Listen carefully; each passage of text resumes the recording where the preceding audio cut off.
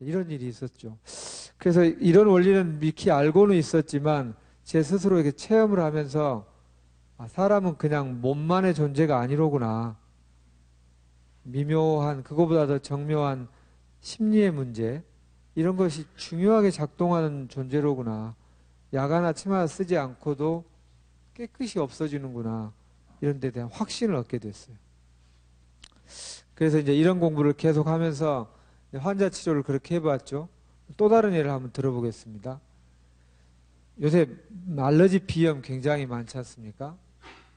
근데 이제 이 심신의학적으로 보면 염증이라고 하는 것은 크게 두 개예요. 인펙션하고 인플레메이션이 있는데, 인펙션이라는 건 감염이라는 뜻이잖아요. 감염이 되면 염증이 생겨요.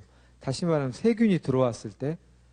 근데 세균이 안 들어오고도 염증이 생기는 게 인플레메이션이라는 거예요. 근데 현대인들은 세균이 없는데도 염증이 생기는 게 꽤 많아요. 뭐 비염뿐만 아니라 뭐 위염, 간염, 뭐 질염, 뭐 여러 가지 염증들이 있지 않습니까? 방광염. 그래서 이 염증에 대한 연구를 해보니더니 염증은 이러지도 못하고 저러지도 못하고 그 중간에서 안절부절 초조할 때 생기는 현상이더라요. 주로 우리가 염증이 그렇게 생겼다면 그런 우리가 보통 말하는 스트레스 상황에서 생기는 게 염증인데, 이게 위치에마다 또 의미가 있어요. 위염일 때와 방광염일 때와 비염일 때가 좀 차이가 있다라는 거죠. 그럼 비염은 어떤 의미가 있을까?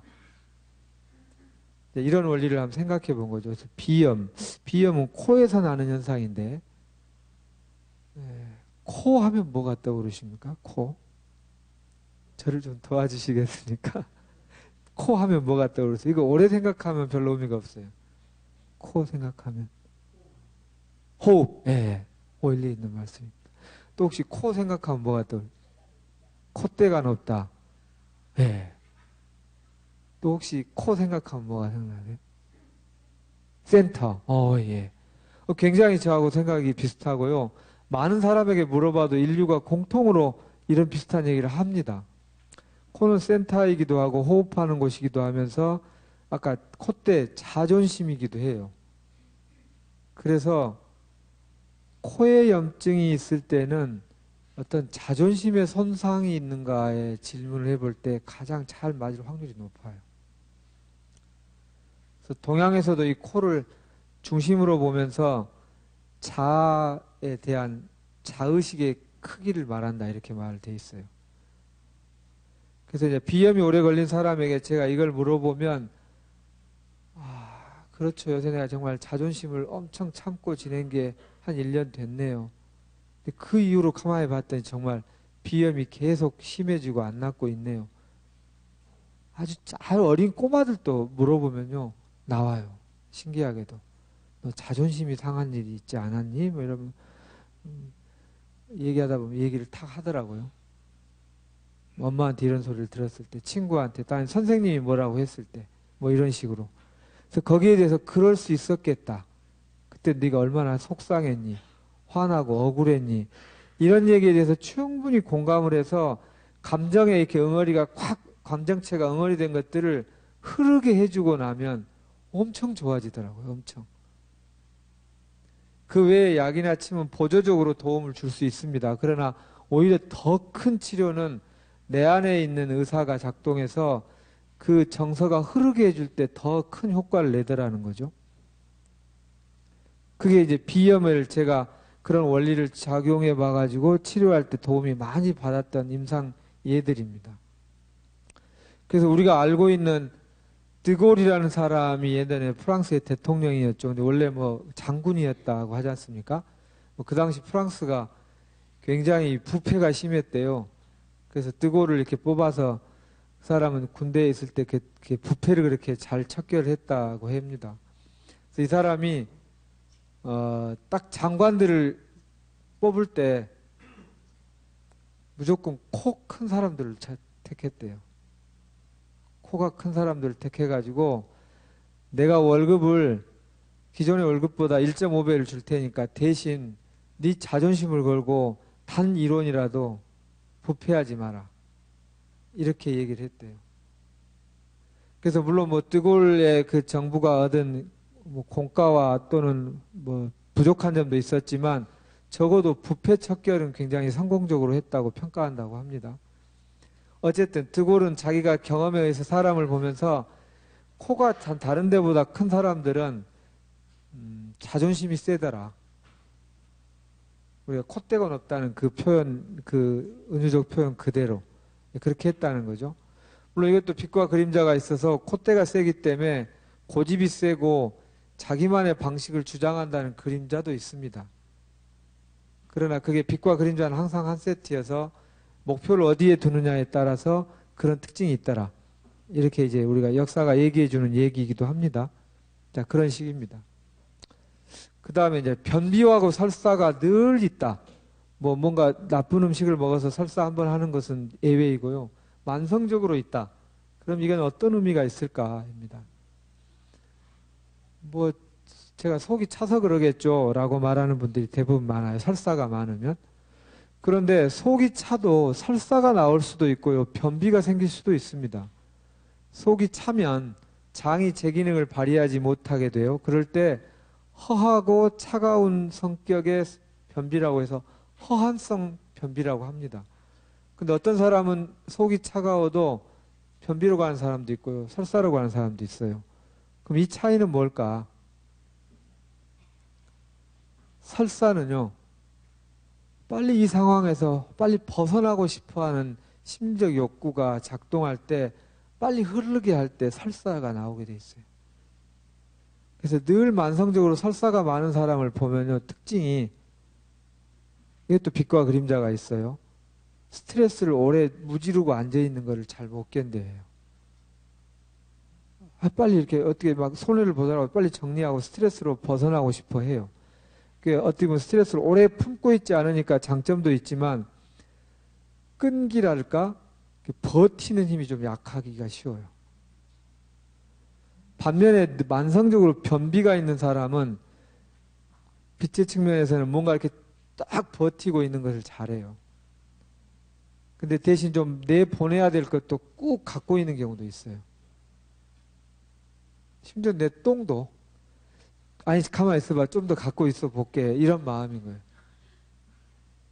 근데 이 마음이 어쩔 땐 도움이 되잖아요. 빨리 막 하지 않고 가만히 있어봐 좀 더 기다려봐 어떻게 될지 몰라 좀 더 묵직하게 좀 기다려 은근하게 이렇게 하는 것이 장점을 갖기도 하죠. 이 세상 모든 것은 좋기만 한 것도 없고 나쁘기만 한 것도 없고 그냥 빛과 그림자가 한 세트라는 거죠. 변비하고 설사가 만성적으로 된다 할 때 우리 스스로에게 질문해 볼 수 있는 것이죠. 내가 빨리 지금 스트레스에서 벗어나고 싶은 뭐가 혹시 있으신가요? 이렇게. 있죠. 그래서 그거 빨리 어떻게 정리하고 싶어서 안달이에요. 그래서 그럴 수 있겠으네요. 하는 그런 공감과 이해가 되면서 그렇게 되면서 되게 되면 이렇게 만성적으로 고통스러운 설사가 덜해집니다. 변비도 마찬가지입니다. 내가 꾹 누지르고 내보내지 않고 있는 게 뭡니까? 이렇게 질문해 볼 수 있죠. 이걸 굳이 의사한테 가서 치료하지 않아도 내 스스로가 치료할 수 있는 굉장히 좋은 코칭 질문이기도 해요. 우리가 심신통합적인 코칭이 있다면. 또 그 외에도 여러 가지 햇빛 알러지, 피부의 병 이런 게 있다고 할 수 있는데 예를 들어서 피부의 병이 있는 분들 뭐 아토피라든가 만성적인 알러지가 있다. 이것도 뭘까? 피부는 우리 몸에서 어떤 의미인 것 같으신가요? 피부. 제가 질문해도 괜찮겠습니까? 예, 피부 하면 뭐가 떠오르신가요? 예. 굉장히 통찰력이 뛰어나시네요. 한의학에서 딱 그렇게 표현하거든요. 어.